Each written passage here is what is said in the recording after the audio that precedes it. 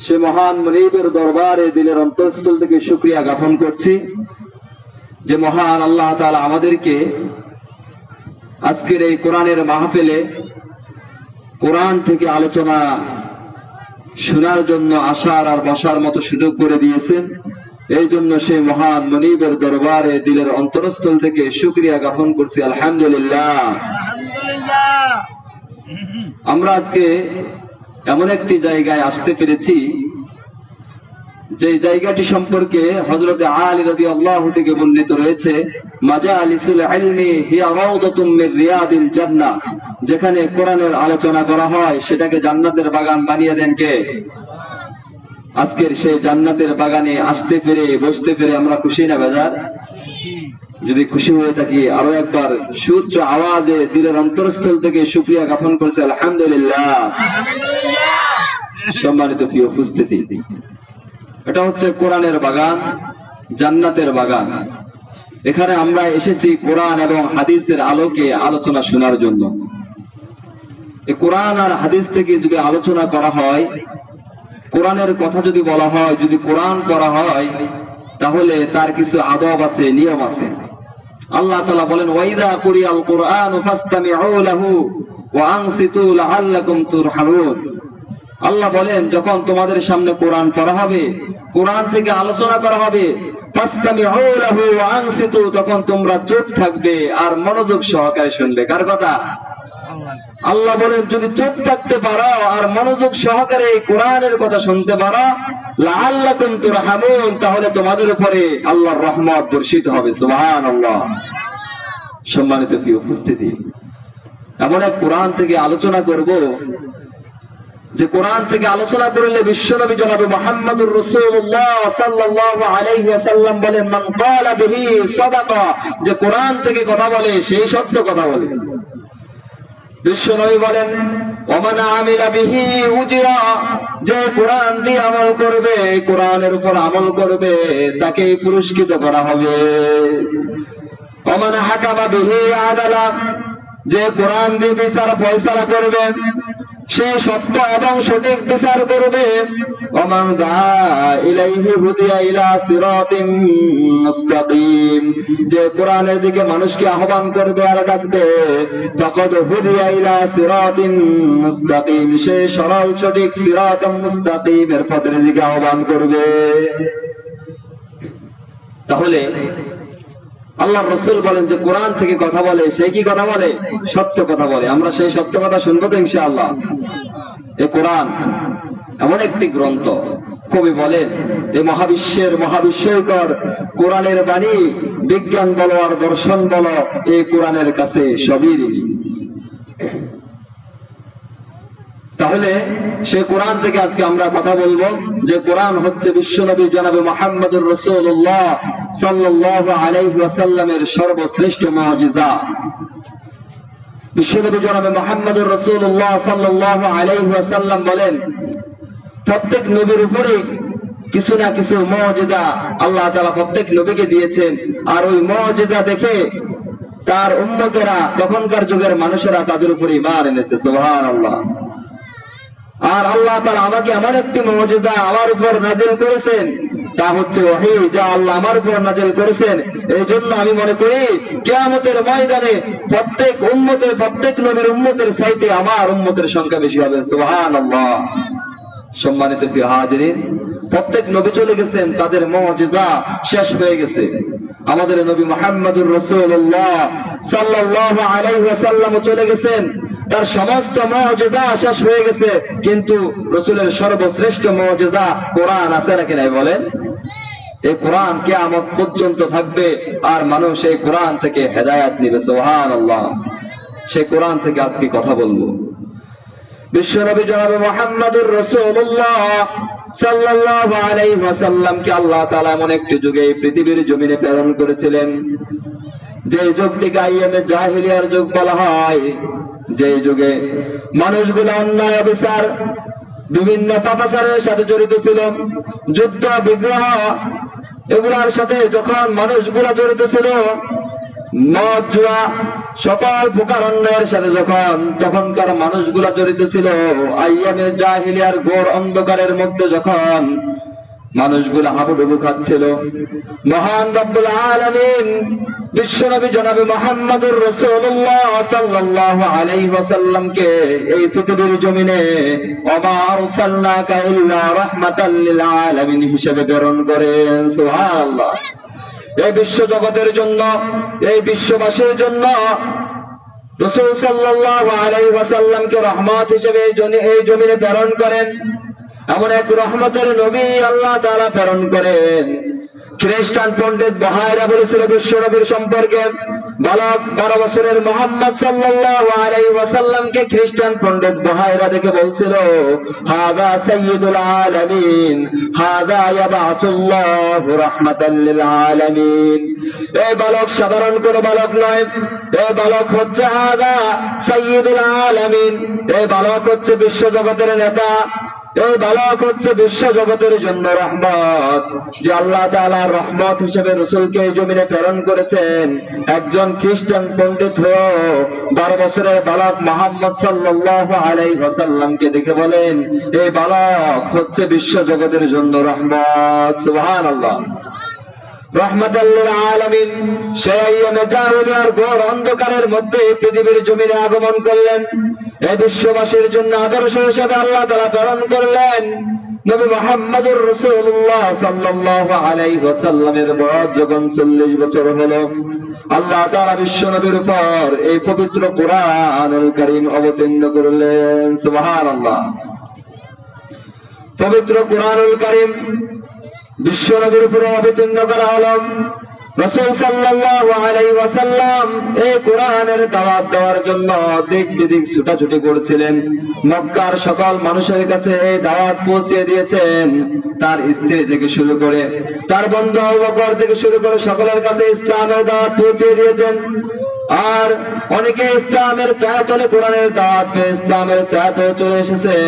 হযরত আবু বকর, ওমর, ওসমান, আলী, হযরত খাব্বাব, হযরত খুবাইব, হযরত বেলাল ইবনে আরাবের মতো সাহাবারা ইসলামের শিশুদল ছায়াতলে চলে এসেছে। তারা এই কোরআনের দাওয়াত পেয়ে তারা ইসলামের ছায়াতলে চলে এসেছে। কিন্তু একদল ছিল যারা কোরআনের ছায়াতলে আসে নাই, তারা বরঞ্চ আরো রাসূল সাল্লাল্লাহু আলাইহি ওয়াসাল্লামের বিরোধিতা করেছিল। আল্লাহ তাআলা বিশ্ব নবীর উপরে কোরআনের আয়াত নাযিল করে দিলেন। এই কোরআন অবতীর্ণ করে বিশ্ব নবীকে জানিয়ে দিলেন, নবী কিতাবুন আনজালনাহু ইলাইকা লিতুখরিজান নাসা মিনাজ যুলুমাতি ইলান নূর।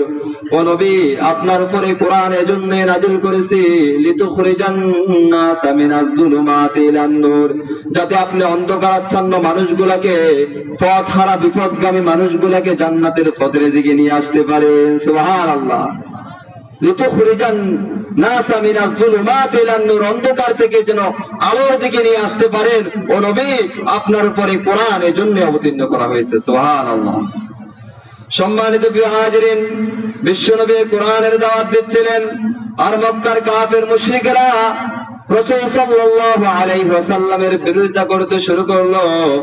রাসূল সাল্লাল্লাহু আলাইহি ওয়াসাল্লামকে তারা বলল জাদুকর, রাসূলকে বলল কবি, রাসূলকে তারা বলল পাগল। এই কোরআনের দাওয়াত যখন রাসূল দিয়েছিলেন, রাসূলকে পাগল বলা হয়েছে।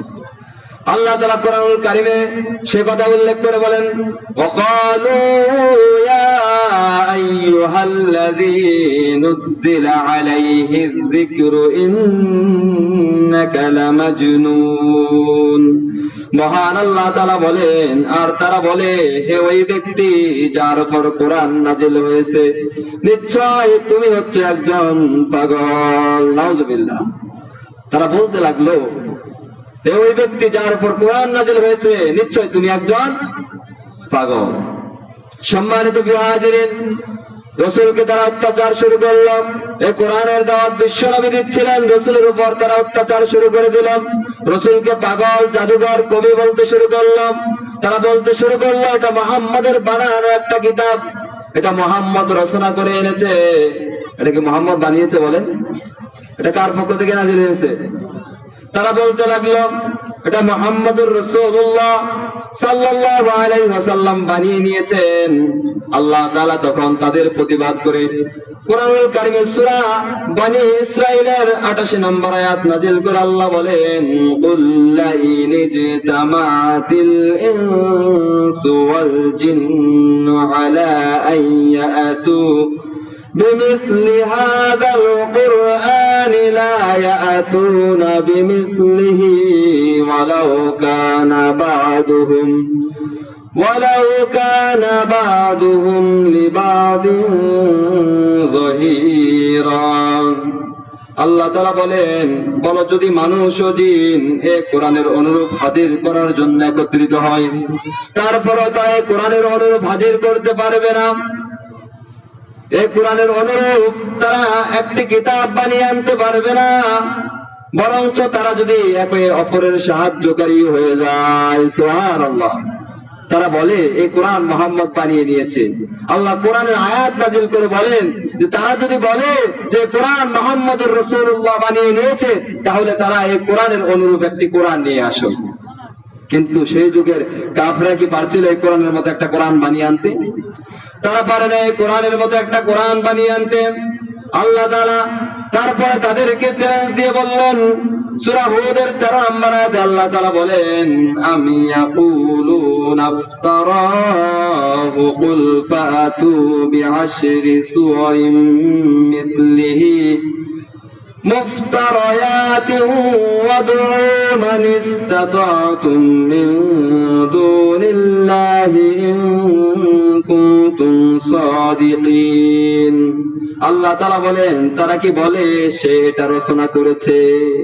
তারা কি বলে, মক্কার কাফেররা কি বলে যে মুহাম্মদ এটা বানিয়ে নিয়েছে, রচনা করে নিয়েছে? তাহলে তারা এই কোরআনের অনুরূপ 10টি সূরা নিয়ে আনুক, সূরা নিয়ে আসুক। তারা এই কোরআনের 10টি সূরার মতো সূরা তারা বানিয়ে আনুক এবং তারা তাদের সকল সাহায্যকারীদেরকে ডাকুক, যদি তারা সত্যবাদী হয়ে থাকে। তারা যে বলে মুহাম্মদ এই কোরআন বানিয়ে নিয়ে আসছে, তাহলে তারা এই কোরআনের অনুরূপ 10টা সূরা নিয়ে আসুক। তারা যখন একটা কোরআন নিয়ে আসতে পারলো না, আল্লাহ বলেন তাহলে 10টা সূরা নিয়ে আসো। তারা 10টা সূরাও আনতে পারলো না। আল্লাহ তাআলা আবার তাদেরকে জানিয়ে দিচ্ছেন, ওয়া কুনতুম ফি রাইবিম মিম্মা নাযালনা আলা আবদিনা ফাআতু বিসূরাতিন মিন মিথলিহি ওয়াদউ শুহাদাআকুম মিন দুনিল্লাহি ইন কুনতুম সাদিকিন।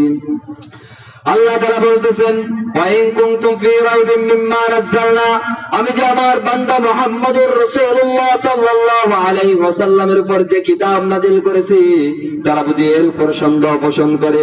যদি তারা সন্দেহ পোষণ করে থাকে, তাহলে তারা এর অনুরূপ বিসূরাতিন মিন মিথলিহি, ছোট্ট একটা সূরার অনুরূপ একটা সূরা তারা নিয়ে আসুক।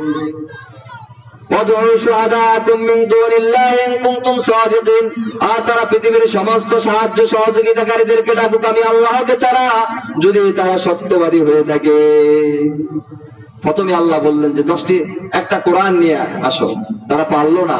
আল্লাহ বলেন তাহলে তোমরা দেখি 10টা সূরা নিয়ে আসো, তারা তাও পারলো না। আল্লাহ বলেন বিসূরাতিন মিন মিথলিহি, এই কোরআনের ছোট্ট একটা সূরার মতো সূরা তোমরা নিয়ে আসো। তারা কি পারছিল? বলেন পারে না। মক্কার কাফেররা ছোট্ট একটা সূরা বানিয়ে আনতে পারে নাই। কিয়ামত পর্যন্ত সমস্ত মানুষগুলা আর জিনগুলা যদি একত্রিত হয়ে প্রচেষ্টা করে, এই কোরআনের একটা আয়াত তো দূরের কথা, একটা শব্দের মতো একটা শব্দ কেউ রচনা করতে পারবে না। তখনকার যুগের সর্বশ্রেষ্ঠ কবিরা ছিল, বড় বড় কবিরা ছিল, তারাও পারে না এই কোরআনের একটা সূরার মতো সূরা রচনা করতে। তখনকার যুগের সর্বশ্রেষ্ঠ কবিদের রচনাগুলা, তাদের কবিতাগুলা, তাদের ছন্দগুলা কাবার গিলাফের সাথে ঝুলিয়ে রাখা হতো। আর রাসূল সাল্লাল্লাহু আলাইহি ওয়াসাল্লামের উপর যে কোরআন নাযিল করা হয়েছে, এই কোরআনের ছোট্ট একটা সূরা, সূরা আল কাউসার, কোরআনের সবচেয়ে ছোট সূরা, এটা সেই কাবার গিলাফের সাথে ঝুলিয়ে রাখা হয়েছিল। আর তখনকার যুগের সর্বশ্রেষ্ঠ একজন কবি ছিল কবি আবিদ বিন রবিয়া। মক্কার কাফেররা তাকে ডাকলো আর বলল, কবি আবিদ বিন রবিয়া, দেখো মুহাম্মদ কি কিতাব বানিয়ে এনেছে। কি কোরআন সে রচনা করেছে। দেখি মুহাম্মদের কোরআনের মতো একটা সূরা তুমি বানিয়ে নাও। কবি আবিদ বিন রবিয়ার কবিতা সেই সূরা কাউসারের সাথে ঝুলানো ছিল। তিনি কাবার কাছে গিয়ে সেই সূরা কাউসারকে দেখে তিনি পড়তে শুরু করলেন এবং সূরা কাউসারকে তিনি তেলাওয়াত করে তিনি সর্বশেষ বলতে বাধ্য হয়েছেন, হাযা লাইসা বিকালামিল বাশার, এটা কোনো মানুষের বানানো কিতাব নয়, এটা কোনো মানুষের বানানো কথা নয়। সুবহানাল্লাহ। সম্মানিত প্রিয় উপস্থিতি, তখনকার যুগের সর্বশ্রেষ্ঠ কবি আবিদ বিন রবিয়া সূরা কাউসারকে দেখে বলছেন, হাযা লাইসা বিকালামিল বাশার, এটা কোনো মানুষের বানানো কিতাব নয়, এটা কোনো মানুষের বানানো কথা নয়। তার মানে এটা কার কথা বলেন? কার কথা? আল্লাহর কথা। আল্লাহ তাআলার পক্ষ থেকে কোরআন নাজিল হয়েছে।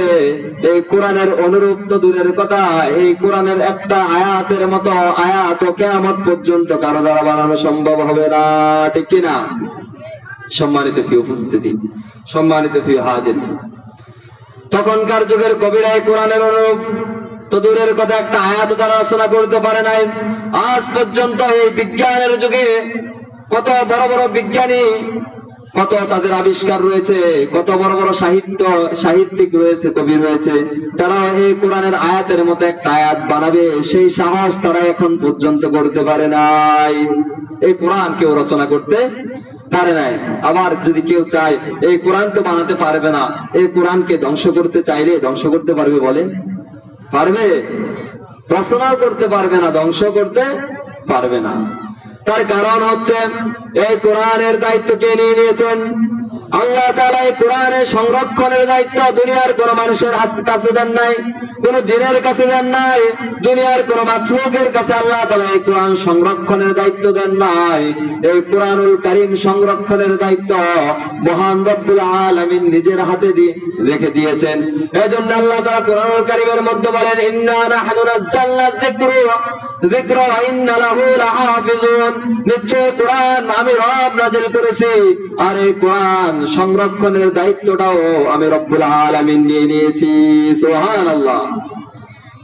আল্লাহ এই কোরআনকে সংরক্ষণ করবেন, আর দুনিয়ার সমস্ত মানুষগুলো যদি চায় এই কোরআনকে ধ্বংস করে দিতে পারবে? বলেন।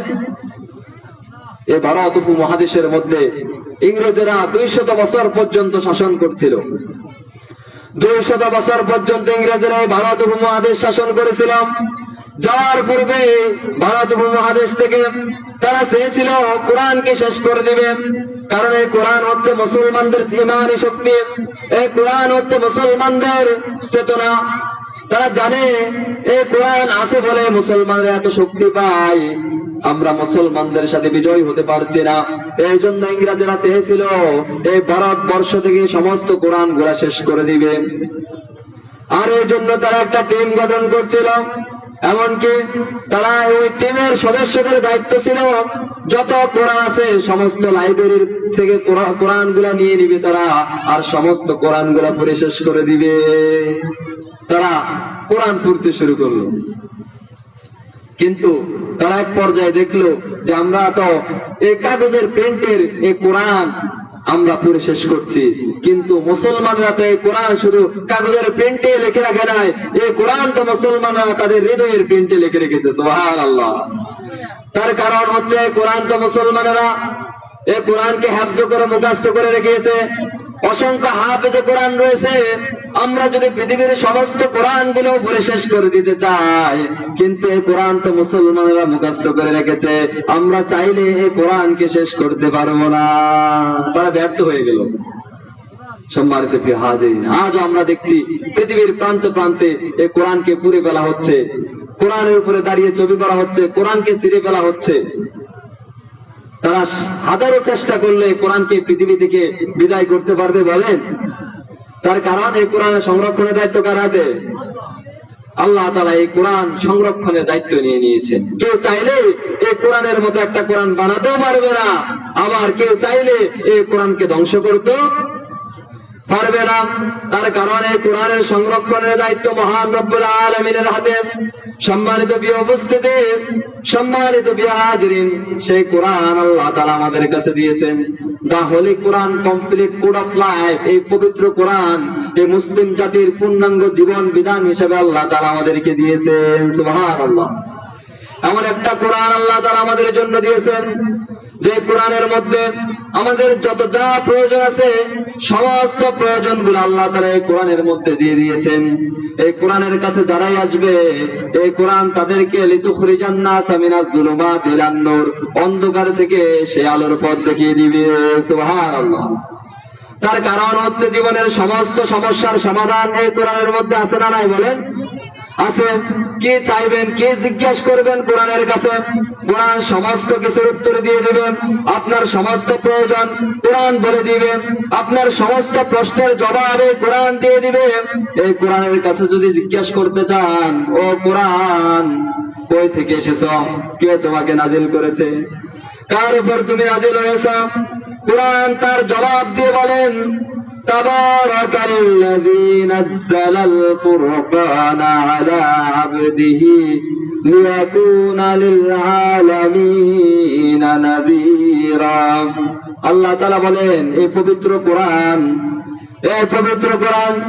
সেই মহান সত্তা, তাবারাকাল্লাযী নাযালাল ফুরকানা, পবিত্র মহান সেই সত্তা যিনি পবিত্র কোরআন তার বান্দা মুহাম্মদুর রাসূলুল্লাহ সাল্লাল্লাহু আলাইহি ওয়াসাল্লামের উপর নাজিল করেছেন যেন তিনি এই বিশ্ব জগতের মানুষগুলোকে সতর্ক করতে পারেন। সুবহানাল্লাহ। এই কোরআন কার পক্ষ থেকে নাজিল হয়েছে? আল্লাহর পক্ষ থেকে নাজিল হয়েছে নবী মুহাম্মদুর রাসূলুল্লাহ সাল্লাল্লাহু আলাইহি ওয়াসাল্লামের উপর। যদি জানতে চান কোরআন কই থেকে নাজিল হয়েছে, কোথায় তোমার বাড়ি, কোথায় তুমি ছিলে, কোরআনুল কারীম তার জবাব দিয়ে বলেন বাল হুয়া কুরআনুম মাজিদ ফি লাওহিম মাহফুজ। আল্লাহ তাআলা বলেন এই মর্যাদাপূর্ণ কোরআন ফি লাওহিম মাহফুজ, লাওহে মাহফুজে লিপিবদ্ধ রয়েছে। সুবহানাল্লাহ। এই কোরআন কোথায় রয়েছে? লাওহে মাহফুজে সংরক্ষিত রয়েছে। এই জন্য সেই লাওহে মাহফুজ থেকে আল্লাহ তাআলা রাসূলের উপর যখন প্রয়োজন মনে করেছেন তখন এই কোরআনকে কি করেছেন? নাজিল করেছেন। সম্মানিত প্রিয় উপস্থিতি, এই কোরআন আল্লাহ তাআলার পক্ষ থেকে লাওহে মাহফুজ থেকে এই কোরআন আল্লাহ তাআলা নাজিল করেছেন। এই কোরআন লাওহে মাহফুজে সংরক্ষিত রয়েছে। এবার এই কোরআনকে যদি জিজ্ঞেস করেন কোরআন আল্লাহর পক্ষ থেকে রাসূলের উপর নাজিল হয়েছে, লাওহে মাহফুজ থেকে তুমি নাজিল হয়েছে, কোন মাসে তুমি নাজিল হয়েছ? কোরআনের কাছে জবাব আছে বলেন?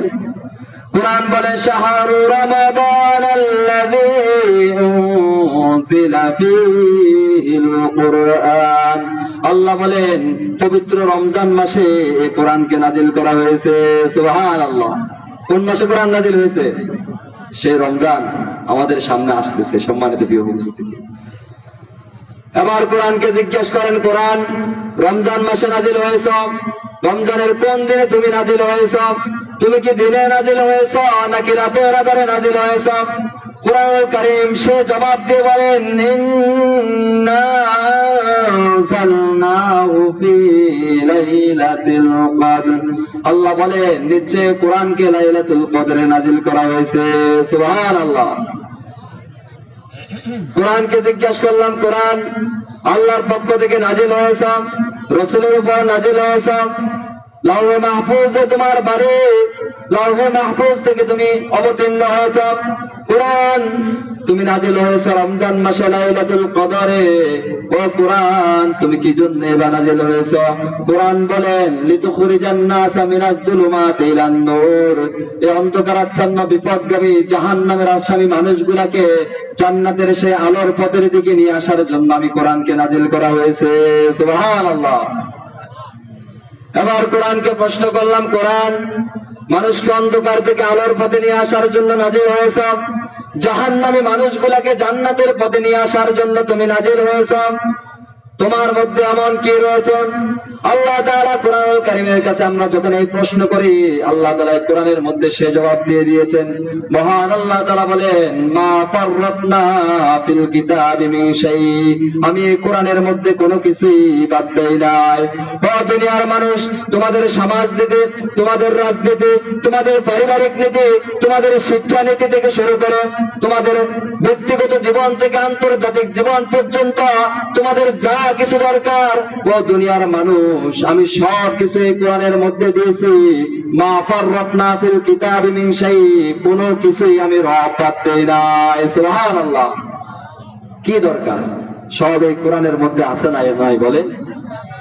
কারণ এই কোরআন তো হচ্ছে এমন এক বিস্ময়কর কিতাব, আল্লাহ তাআলা সব কিছু এই কোরআনের মধ্যে দিয়ে দিয়েছেন, সব কিছু দিয়ে দিয়েছেন।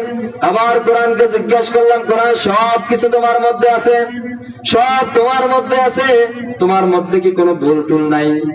কোরআনকে জিজ্ঞেস করি, কোরআন তোমার মধ্যে কি কোনো ভুল নাই? কোরআন তার জবাব দিয়ে বলেন, যালিকাল কিতাবু লা রাইবা ফীহি হুদাল লিল মুত্তাকিন, এটা তো সেই কিতাব যার মধ্যে ভুল তো দূরের কথা, রাইবা কোনো সন্দেহ নাই। সুবহানাল্লাহ। হুদাল লিল মুত্তাকিন, এই কোরআন হচ্ছে মুত্তাকিদের জন্য পথ প্রদর্শক।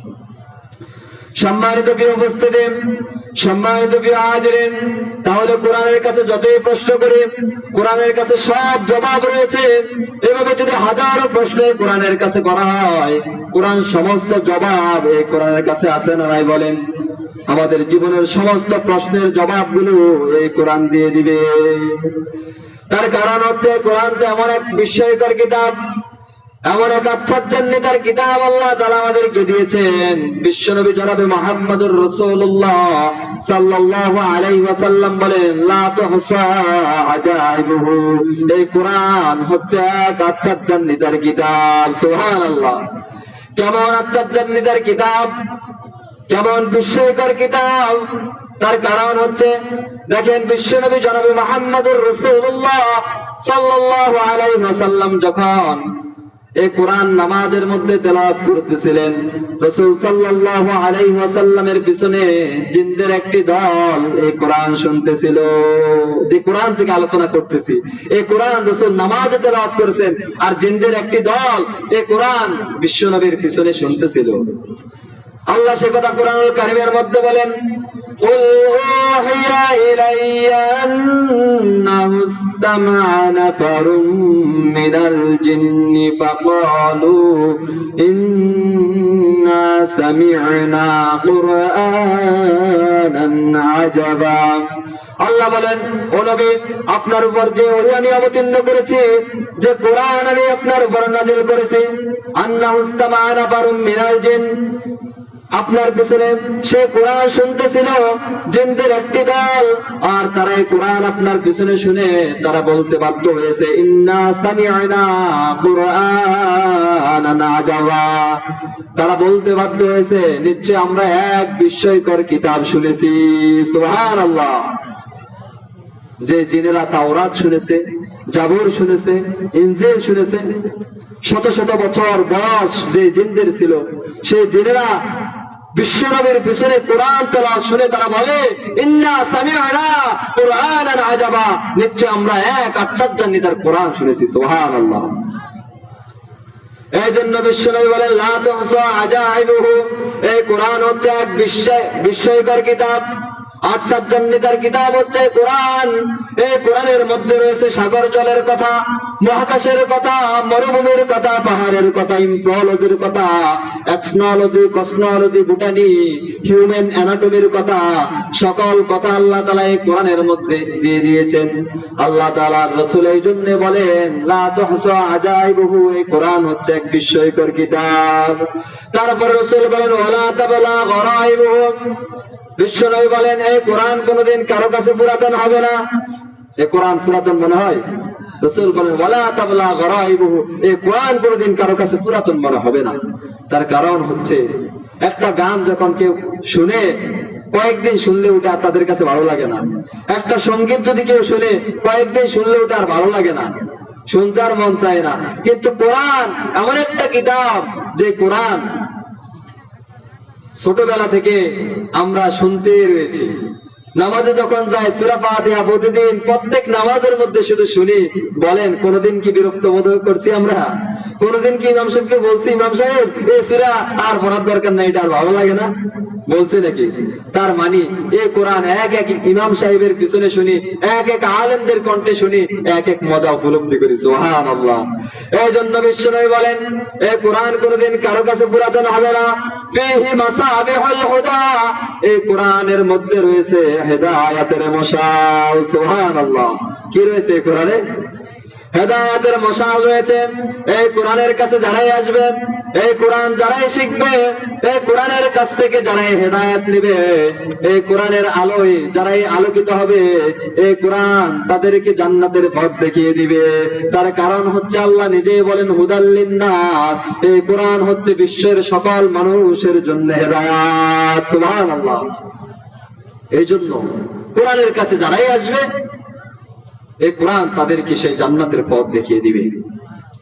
সম্মানিত প্রিয় উপস্থিতি, তারপর রাসূল বলেন আমানারুল হিকমা, কোরআন হচ্ছে জ্ঞান বিজ্ঞানের সর্বোচ্চ মিনার। সুবহানাল্লাহ। এই কোরআন হচ্ছে জ্ঞান বিজ্ঞানের সর্বোচ্চ মিনার।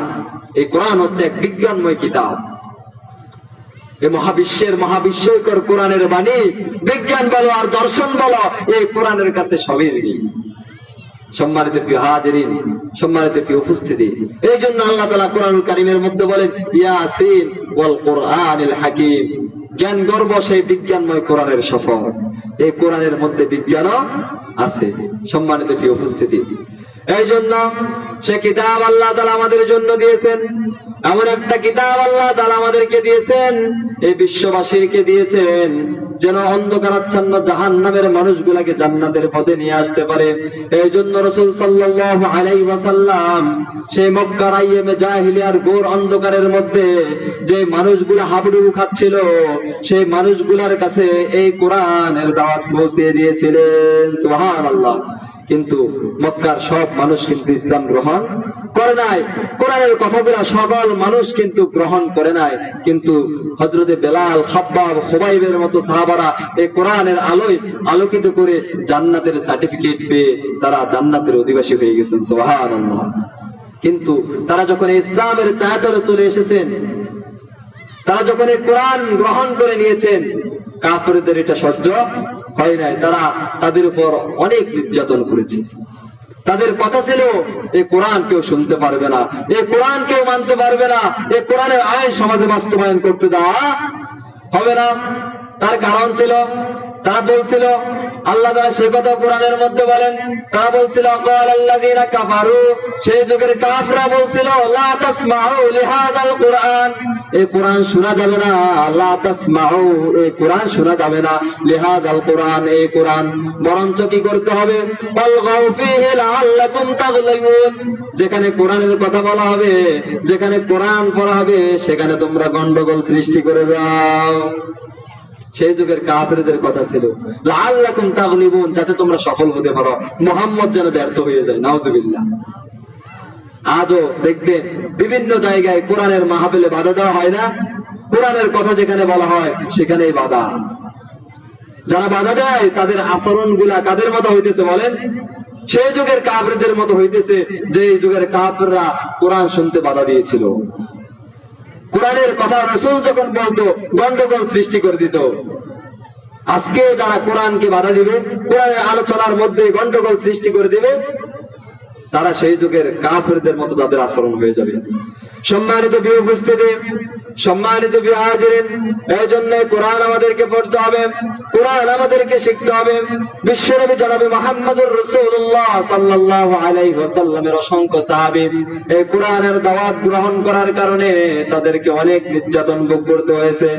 রাসূল সাল্লাল্লাহু আলাইহি ওয়াসাল্লামের একজন সাহাবা হযরত খুবাইব রাদিয়াল্লাহু, তিনি ইসলামের সুশীতল ছায়াতলে আসার কারণে তাকেও কাফেররা অনেক নির্যাতন করেছেন। হযরতে বেলাল রাদিয়াল্লাহুকে অনেক নির্যাতন করেছেন। হযরতে খাব্বাব রাদিয়াল্লাহুকে জ্বলন্ত আগুনের অঙ্গারের উপরে শুয়ে রাখা হয়েছিল। কত নির্যাতন তাদেরকে করা হয়েছিল। হযরতে খুবাইব রাদিয়াল্লাহুকে কাফেররা মদিনার জমিন থেকে ধরে এনে তাকে জেলের প্রকোষ্ঠে বন্দী করে রাখা হয়েছে, খাওয়ার দাওয়ার বন্ধ করে দিয়েছে। এমনকি তাকে চেয়েছিল তারা প্রথমে মেরে ফেলার জন্য, খাওয়ার দাওয়ার বন্ধ করে, কিন্তু আল্লাহ তাআলা তাকে সেই জেলখানার মধ্যে খাবারের ব্যবস্থা করে দিয়েছেন। সুবহানাল্লাহ। আপনারা দেখলো যে মৌসুমে এই ফলগুলা থাকার কথা না, সেই মৌসুমে খুবাইবের সামনে সেই কারাগারের মধ্যে সেই ফল ফলাদি। তারা বুঝতে পারলো আল্লাহ তাআলা খুবাইবকে কেন খাবারের ব্যবস্থা করে দিয়েছে। অতঃপর তারা সিদ্ধান্ত নিল হযরত খুবাইব রাদিয়াল্লাহুকে শেষ করে দিবে দুনিয়ার জমিন থেকে। অপরাধ একটাই, তার কারণ ছিল হযরত খুবাইব রাদিয়াল্লাহু ইসলাম গ্রহণ করেছে, ইসলামের পথে আছে, কোরআনের পথে আছে, কোরআন মানে কোরআন দিয়ে তার জীবন গঠন করেছে, এটাই ছিল তার অপরাধ। তারা দুনিয়ার জমিন থেকে খুবাইব রাদিয়াল্লাহুকে শেষ করার জন্য শুলের কাস্তে চড়াবে। তারা সিদ্ধান্ত নিল আর জিজ্ঞেস করলো, খুবাইব তোমার শেষ ইচ্ছা বলতে আর কোনো ইচ্ছা আছে নাকি? এখন তো তোমাকে দুনিয়ার জমিন থেকে আমরা বিদায় করে দিব। হযরত খুবাইব রাদিয়াল্লাহু বলছেন, আমার শেষ ইচ্ছা বলতে একটা ইচ্ছা আছে, সেটা হচ্ছে আমাকে 2 রাকাত নামাজ পড়ার জন্য সুযোগ করে দাও। সুবহানাল্লাহ। অতঃপর হযরত খুবাইব রাদিয়াল্লাহুকে 2 রাকাত নামাজ পড়তে সুযোগ করে দেওয়া হলো। হযরত খুবাইব রাদিয়াল্লাহু 2 রাকাত নামাজ আদায় করলেন। তিনি প্রথম রাকাত নামাজ ধীর স্থির ভাবে অনেক দীর্ঘ করলেন। দ্বিতীয় রাকাত নামাজ তাড়াহুড়া করে শেষ করলেন। নামাজ শেষ করে তিনি বলতে লাগলেন, ও কাফেররা, তোমরা ভাববে আমি খুবাইব মৃত্যুর ভয়ে নামাজ লম্বা করে দিয়েছি, এই জন্য আমি খুবাইব নামাজকে তাড়াতাড়ি পড়ে নিয়েছি। অতঃপর হযরত খুবাইব রাদিয়াল্লাহু নামাজ শেষ করে 2টা হাত আল্লাহর কাছে মোনাজাত ধরে আল্লাহর কাছে দোয়া করতে লাগলেন, আল্লাহ, দীর্ঘ 2টি মাস যাবত নবী মুহাম্মদুর রাসূলুল্লাহ সাল্লাল্লাহু আলাইহি ওয়াসাল্লামকে দেখি না। ও আল্লাহ, আমার বিদায়ী সালাম কানা বিশ্ব নবী জনাবে মুহাম্মদুর রাসূলুল্লাহ সাল্লাল্লাহু আলাইহি ওয়াসাল্লামের কাছে পৌঁছে দেন। আমি তো চলে যাব দুনিয়ার জমিন থেকে, আল্লাহ আমি 2টা মাস যাবত রাসূলকে দেখতে পারছি না, তার কারণ কাফেররা আমাকে বন্দী করে রেখেছে, রাসূল তো মদিনার জমিনে। ও আল্লাহ, আমার এই সালাম কানা রাসূলের কাছে পৌঁছে দেন। রাসূল সাল্লাল্লাহু আলাইহি ওয়াসাল্লাম মদিনার মসজিদে খুতবারত অবস্থায় ছিলেন। ওই অবস্থায় থেকে রাসূল সাল্লাল্লাহু আলাইহি ওয়াসাল্লাম দাঁড়িয়ে বলছেন, সালামুন আলাইকা ইয়া খুবাইব, সালামুন আলাইকা ইয়া খুবাইব। সাহাবারা জিজ্ঞাসা করেছেন, ও ইয়া রাসূলুল্লাহ, ইয়া হাবিবাল্লাহ, দীর্ঘ 2টা মাস যাবত আমরা খুবাইবকে দেখছি না, আর আপনি খুবাইবকে সালাম দিচ্ছেন, তার কারণ কি? বিশ্বনবী জনাবে মুহাম্মদুর রাসূলুল্লাহ সাল্লাল্লাহু আলাইহি ওয়াসাল্লাম বলেন, আমার খুবাইব আর এই দুনিয়ার জমিনে নাই। তার কারণ ছিল খুবাইবকে দুনিয়ার জমিন থেকে কাফেররা শেষ করে দিয়েছে। কিভাবে তাকে দুনিয়ার জমিন থেকে তারা নির্যাতন করে শেষ করলো? কাফেররা হযরত খুবাইবকে শুলের কাস্টে চড়ানোর পূর্বে একজন কাফের এসে হযরত খুবাইব রাদিয়াল্লাহুকে বলছে, ও খুবাইব, ইসলাম ছেড়ে দাও, ইসলাম ছেড়ে দাও, কোরআনের পথ থেকে তুমি চলে আসো। হযরত খুবাইব রাদিয়াল্লাহু বললেন, না, ইসলাম আমি ছাড়বো না। হযরত খুবাইব রাদিয়াল্লাহুকে বললেন, ও খুবাইব, আজকে যদি তোমার এই জায়গায় নবী মুহাম্মদ হতো কতই না ভালো হতো। হযরত খুবাইব রাদিয়াল্লাহু তার দিকে থুতু নিক্ষেপ করে বলছেন, ও কাফের, শোনো, এই জায়গায় যদি তোমরা আমার রাসূলকে নির্যাতন করতে, আর আমি মুহাম্মদ যদি, আমি খুবাইব যদি জীবিত থাকি, আমি খুবাইব কখনো তোমাদেরকে ছেড়ে দিতাম না। সুবহানাল্লাহ। কাফেররা এই কথা শোনার পর হযরত খুবাইবের ডান হাতে তরবারির আঘাত করলো। ডান হাত তার দেহ থেকে কেটে ছিটকে পড়ে গেল। অতঃপর হযরত খুবাইব রাদিয়াল্লাহুর বাম হাতে আঘাত করলো। হযরত খুবাইব রাদিয়াল্লাহুর বাম হাতও কেটে পড়ে গেল। হযরত খুবাইব রাদিয়াল্লাহু মুস্কি মুস্কি হাসতেছেন। কাফেররা জিজ্ঞাসা করলো, খুবাইব, এখনো সময় আছে, এখনো সময় আছে, হাত ছাড়াও মানুষ বাঁচে। ও খুবাইব, ইসলাম ছেড়ে দাও, যদি ইসলাম ছেড়ে দাও তাহলে তোমাকে আমরা ছেড়ে দিব। হযরত খুবাইব রাদিয়াল্লাহু বলছেন, তোমরা আমার হাত কেন, যদি আমার সমস্ত অঙ্গ প্রত্যঙ্গ গুলাকে টুকরো টুকরো করে ফেলো, আমি খুবাইব এই ইসলামের পথ থেকে চুল পরিমাণে সরব না। সুবহানাল্লাহ। অতঃপর হযরত খুবাইব রাদিয়াল্লাহুকে জিজ্ঞেস করলো, খুবাইব, তুমি কেন হাসছো? তোমার তো 2টা হাত কেটে ফেলা হয়েছে। হযরত খুবাইব রাদিয়াল্লাহু বলেন, আমি দেখতেছি আমার চোখের সামনে জান্নাতের হুর গুলা নাচতেছে। সুবহানাল্লাহ। হযরত খুবাইব রাদিয়াল্লাহুকে অতঃপর তারা দুনিয়ার জমিন থেকে বিদায় করে দিল। তার অপরাধ কি ছিল? অপরাধ ছিল তিনি ইসলামের পথে ছিলেন, ইসলামের পথে অটলভাবে চলছিলেন। এই কোরআন গ্রহণ করে নিয়েছেন, কোরআন দিয়ে তার জীবন গঠন করে নিয়েছেন, এই কোরআনের পথে তিনি ছিলেন, এটাই ছিল তার অপরাধ। সম্মানিত বিহাজিরিন, এই জন্য এই কোরআনের পথে যারাই থাকবে তারা হাসতে হাসতে জীবন দিয়ে দিবে, কিন্তু তারা ঈমান দিবে না, ঠিক কিনা? তার কারণ হচ্ছে তারা তো ঈমানের স্বাদ পেয়ে গিয়েছে। তারা তো তাদের ব্যাপারে রাসূল সাল্লাল্লাহু আলাইহি ওয়াসাল্লাম বলেন যাকাতু আমাল ঈমান মা রাদিয়া বিল্লাহি রাব্বাহু ওয়া বিল ইসলামি দীনাহু ওয়া বিমুহাম্মাদিন সাল্লাল্লাহু আলাইহি ওয়াসাল্লাম নাবিয়্যান ওয়া রাসূলা। বিশ্বনবী বলেন যাকাতু আমাল ঈমান, ঈমানের স্বাদ তো তারাই পেয়েছে, তারাই তো ঈমানের স্বাদ পেয়েছে। মা রাদিয়া বিল্লাহি রাব্বাহু, যারা আল্লাহকে রব হিসেবে বেশ সন্তুষ্ট, ইসলামকে জীবন বিধান হিসেবে বেশ সন্তুষ্ট, আর মুহাম্মদ সাল্লাল্লাহু আলাইহি ওয়াসাল্লামকে রাসূল হিসেবে পেয়ে যারা সন্তুষ্ট, তারাই তো যাকাতু আমাল ঈমান, ঈমানের স্বাদ পেয়ে গিয়েছে। সুবহানাল্লাহ। ঈমানের এমন স্বাদ পেয়েছে তারা জীবন দেয় কিন্তু ঈমান দেয় না। ঈমানের পথে তারা এতটা অটল আর অবিচল। তাদের ব্যাপারে আল্লাহ বলেন ইন্নাল্লাযীনা ক্বালু রাব্বুনাল্লাহ, যারা আল্লাহকে রব হিসেবে বেশ সন্তুষ্ট, তাদের কথা আল্লাহ বলেন ইন্নাল্লাযীনা ক্বালু রাব্বুনাল্লাহ, যারা বলে আমাদের রব হলো আল্লাহ। আমাদের রবকে বলেন, যারা বলবে আমাদের রব আল্লাহ। আরে রব আল্লাহ এই কথা স্বীকার করলে কিন্তু নির্যাতন আসে না। রব আল্লাহর হুকুমকে বাস্তবায়ন করতে গেলে বিভিন্ন ভাবে নির্যাতন আসে, রাষ্ট্রীয় ভাবে নির্যাতন আসে, জেল দেওয়া হয়, জুলুম দেওয়া হয়, ফাঁসি দেওয়া হয়, রিমান্ড দেওয়া হয়। যখন রব আল্লাহ এই কথা স্বীকার করার পরে সেই রবের আইন যখন সমাজে বাস্তবায়ন করতে চায়, তখন কি করা হয়? জেল জুলুম আর ফাঁসি দিয়ে তাদেরকে শেষ করে দেওয়া হয় খুবাইবের মতো। সম্মানিত বিহাজিরিন, এজন্য আল্লাহ বলে ইন্নাল্লাযীনা ক্বালু রাব্বুনাল্লাহ, যারা বলে আমাদের রব আল্লাহ, আর রব আল্লাহর হুকুমকে বাস্তবায়ন করতে গেলে যখন নির্যাতন আসে, আর ওই নির্যাতনের পথে থেকেও ফাঁসির মঞ্চে থেকেও সুম্মাস্তাকামু, তারা যখন ইস্তিকামাত থাকে, তারা যখন ঈমানের পথে, ইসলামের পথে, কোরআনের পথে অটল আর অবিচল থাকে, আল্লাহ বলেন তাতানাজ্জালু আলাইহিমুল মালায়েকা, তাদের উপর আমি রবের মালায়েকারা নাজিল হয়, ফেরেশতারা নাজিল হয়ে যায়। আর ফেরেশতারা নাজিল হয়ে বলে আল্লাহ তাখাফু, তোমরা ভয় পেও না। এই ফাঁসির রশি দেখে, এই রিমান্ড দেখে, এই জেল দেখে, জুলুম দেখে আল্লাহ তাখাফু, তোমরা ভয় পেও না। ওয়ালা তাহজানু, তোমরা হতাশ হও না।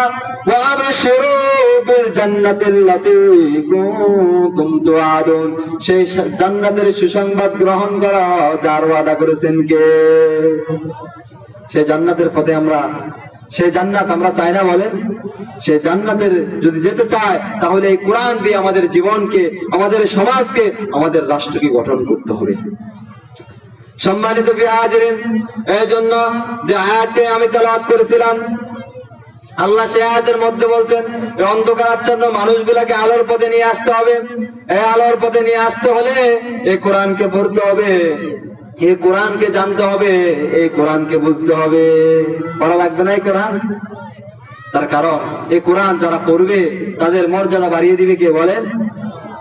আল্লাহ বলেন কুল হাল ইয়াস্তাবিল্লাযীনা ইয়ালামুনা ওয়াল্লাযীনা লা ইয়ালামুন, যারা এই কোরআন, এই হাদিস, এই ইলম যারা জানে আর যারা জানে না, তারা কখনো সমান হতে পারে?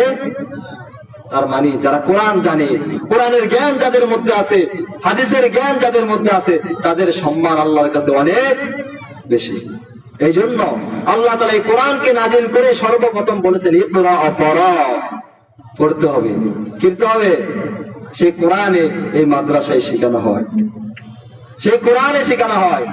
আপনার সন্তানকে আপনি ডাক্তার বানাবেন, ইঞ্জিনিয়ার বানাবেন, না বৈজ্ঞানিক বানাবেন, সেটা আপনার ইচ্ছা, কিন্তু সবকিছু বানানোর আগে সন্তানকে আলেম বানান, আগে সন্তানকে হাফেজ বানান, আগে কোরআন শিখান। তার কারণ এই কোরআন শিখার নির্দেশ দিয়েছেন কে? আল্লাহ। কোরআন নাজিল করে বলছেন ইকরা পড়ো, পড়তে হবে, এই কোরআন শিখতে হবে। এই কোরআন যারা বলবে, এই কোরআন কিয়ামতের ময়দানে তাদের জন্য সাক্ষী হয়ে যাবে। সুবহানাল্লাহ। তাহলে এই কোরআন পড়া দরকার আছে না? সম্মানিত হাজিরিন, এই কোরআন পড়তে হবে, এই কোরআন আমাদেরকে শিখতে হবে। এই কোরআন যদি আমাদের সন্তানদেরকে শিখায়, কিয়ামতের ময়দানে এই সন্তানেরা আমাদের কাজে আসবে। আর এই কোরআন যদি না শিখায়, এই সন্তানেরা আমাদের কোনো কাজে আসবে না। সেদিন এই সন্তানেরা আপনাদেরকে চিনবে না, তার কারণ আল্লাহ বলেন ইয়াউমা ইয়াফিরুল মারউ মিন আখিহি, সেদিন ভাই তার ভাইকে ভুলে যাবে, ওয়া উম্মিহি ওয়া আবি, মা বাবা থেকে সন্তান পলায়ন করবে, ওয়া সাহিবাতিহি ওয়া বানি, স্ত্রী স্বজন একে অপর থেকে পলায়ন করবে।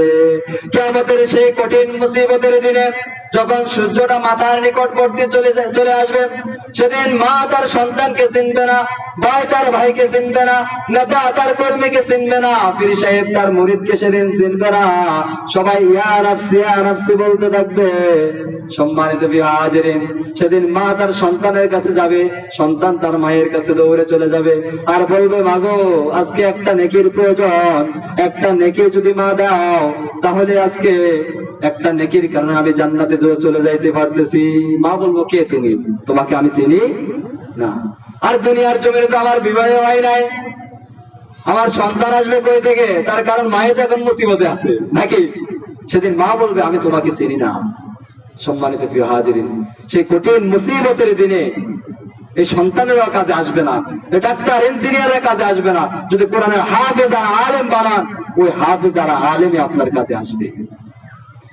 এই জন্য কোরআন পড়তে হবে, কোরআন শিখতে হবে, কারণ এই দুনিয়ার জমিন থেকে একদিন আমাদেরকে চলে যাওয়া লাগবে। আমরা তো সেই জান্নাতের পথযাত্রী, সেই জান্নাতে যাওয়ার ইচ্ছা আমাদের আছে না? আল্লাহ বলছেন, ওয়াসারিউ, দৌড়াতে থাকো, ইলা মাগফিরাতিন, আমার ক্ষমার দিকে, ওয়া জান্নাতিন আরদুহাস সামাওয়াতু ওয়াল আরদ, এমন জান্নাতের দিকে তোমরা দৌড়াও যে জান্নাতের বিশালতা আর প্রশস্ততা আসমান এবং জমিনের সমান। সুবহানাল্লাহ। আল্লাহ বলেন, ওয়াইদাত লিল মুত্তাকিন, আমি এই জান্নাত রেখেছি মুত্তাকিদের জন্য। সুবহানাল্লাহ। কাদের জন্য রেখেছেন? এমন জান্নাত রেখেছেন, রাসূল বলেন, মালা আইনুন রাত ওয়ালা উযনুন সামিআত ওয়ালা খাতারা আলা কলবি বাশারিন, এমন জান্নাত দিবেন মালা আইনুন রাত, কোন চোখ কখনো সেই জান্নাত দেখে নাই, কোন কান কখনো সেই জান্নাতের কথা শুনে নাই, ওয়ালা খাতারা আলা কলবি বাশারিন, কোন অন্তর সেই জান্নাত কখনো কল্পনা করতে পারে না। সুবহানাল্লাহ। সেই জান্নাত চাই তো আমরা। সেই জান্নাত যদি চাই তাহলে কোরআন পড়তে হবে, কোরআন শিখতে হবে, কোরআন দিয়ে আমাদের পরিবার, আমাদের সমাজ, আমাদের রাষ্ট্র গঠন করতে হবে, আমাদের সন্তানগুলাকে এই কোরআনের পথে পরিচালনা করতে হবে। এই জন্য কবি বলেন, মহাগ্রন্থ আল কোরআন পড়ে দিবারাতে, চিন্তা ফিকির করে দেখো কি রয়েছে তাতে, সর্বশ্রেষ্ঠ কিতাব এটি, মানব মুক্তির পথ, এই কোরআন দিয়ে গড়লে সমাজ, মানুষগুলো হয়ে যাবে সৎ। সুবহানাল্লাহ। এই সমাজ, এই রাষ্ট্র তো আমরা কোরআন ছাড়া কত নেতা দেখলাম, কতজন তাদের মন গড়া মতবাদ দিয়ে রাষ্ট্র পরিচালনা করছে, কিন্তু কোরআন দিয়ে এই সমাজ পরিচালনা আমরা দেখি না। দেখছি বলেন? দেখি না। এই কোরআন দিয়ে যদি সমাজ রাষ্ট্র গঠন করা হয়, কবি বলেন, কোরআন দিয়েই গড়লে সমাজ, মানুষগুলা সৎে পরিণত হয়ে যাবে। সুবহানাল্লাহ। তাহলে এই কোরআন আমরা পড়বো তো ইনশাআল্লাহ? এই কোরআন শিখবো তো? এই কোরআন দিয়ে জীবন গঠন করবো তো ইনশাআল্লাহ? আল্লাহ তাআলা আমাদেরকে এই কোরআনের পথে অটল আর অবিচল থাকার তৌফিক দান করুন। আমার সময় শেষ। ওয়া মা তাওফীক ইল্লা বিল্লাহ। আসসালামু আলাইকুম ওয়া রাহমাতুল্লাহি ওয়া বারাকাতুহু।